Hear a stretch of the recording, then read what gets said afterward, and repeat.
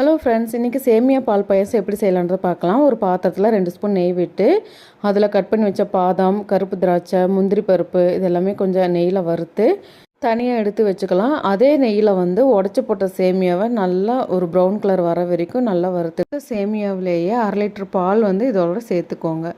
அந்த பால் கூட 1 டம்ளர் தண்ணி ஆட் பண்ணிக்கோங்க. அந்த பால் ரொம்ப க்ரீமியாக இருக்குன்னா கண்டிப்பாக நீங்கள் 1 டம்ளர் தண்ணி நீங்கள் எக்ஸ்ட்ரா ஆட் பண்ணி ஆகணும்.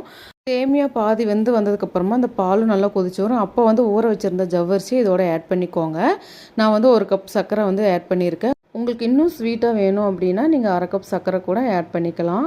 இப்போது சேமியா பால் பாயாசம் ரெடி. வறுத்து வச்சுருந்த அந்த முந்திரி பருப்பு இதோட ஆட் பண்ணி ஃபைனலாக தட்டி வச்சுருந்த ஏலக்காய் தூள் இதோட கலந்துக்கலாம். இதை ஒரு பவுலுக்கு மாற்றி உங்கள் வீட்டில் இருக்கிற குழந்தைக்கும் பெரியவங்களுக்கும் கொடுங்க. சூடாக சாப்பிடும்போது ரொம்பவே விரும்பி சாப்பிடுவாங்க. கண்டிப்பாக ட்ரை பண்ணி பார்த்துட்டு சொல்லுங்கள். நல்லா சாப்பிடுங்க, ஆரோக்கியமாக இருங்க.